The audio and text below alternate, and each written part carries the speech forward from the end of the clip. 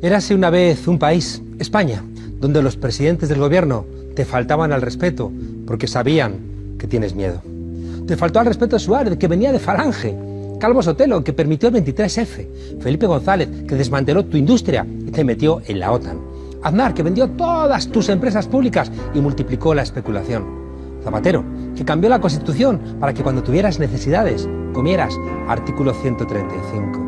Rajoy, que apuntaló el partido más corrupto de Europa y creó una policía política para que no se te ocurriera ir a votar a otro partido. Y Pedro Sánchez, que te ha vuelto a decir que va a derogar la reforma laboral del PP, no porque piense que eres imbécil, sino porque sabe que tienes miedo. Y el rey Juan Carlos, claro, que fue nombrado por Franco, y gracias a tu miedo, dicen todos que fue el que trajo la democracia. Para que sigas teniendo miedo, el ministro de Defensa, Bono, invitó a desfilar el Día Nacional a un soldado de la División Azul, de esos que pelearon con Hitler, y a un republicano español que entró con la columna Leclerc a liberar París de Hitler. Y para que tengas miedo, Zapatero sacó la última estatua de Franco de Madrid con nocturnidad para no molestar y para que tú no te hicieras preguntas. Porque tienes miedo, querías que Podemos aceptara las migajas que ofrecía el PSOE. Porque tienes el miedo en los huesos, en la memoria, en los silencios de tu casa, en los gritos de las tertulias de televisión. Porque tienes miedo a pedir más de la cuenta, porque tienes miedo a reclamar lo que es tuyo y lo de tus hijos y lo de tus nietos. Porque tu miedo te hace vivir en una democracia de prestado.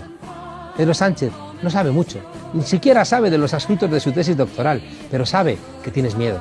Y por eso te dijo que le votaras para frenar a la derecha y luego le pidió el voto para ser presidente a la derecha.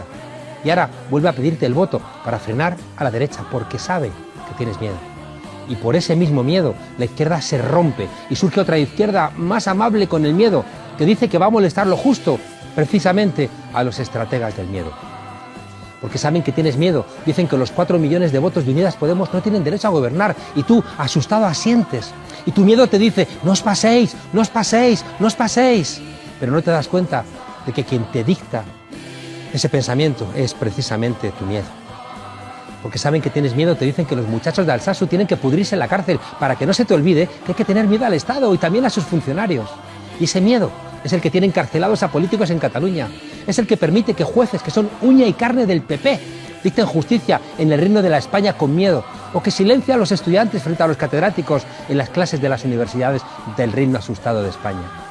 Porque saben que te asusta romper límites, no encarcelan a la infanta, no permiten que el rey emérito vaya a explicar su fortuna, o renuevan los ducados de Franco y de Primo de Rivera, y por lo mismo el asesino Queipo de Llano reposa en una iglesia que también ha hecho lo suyo para que tengas miedo. Porque tienes miedo, no te respetan.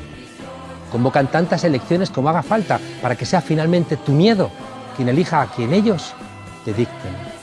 Y miman tu miedo y te borran la memoria para que no te acuerdes de que antes de ti hubo hombres y mujeres que no tuvieron miedo y que gracias a ellas y a ellos hoy eres libre para administrar tu miedo y para que midas tu libertad sin molestar demasiado a tu miedo.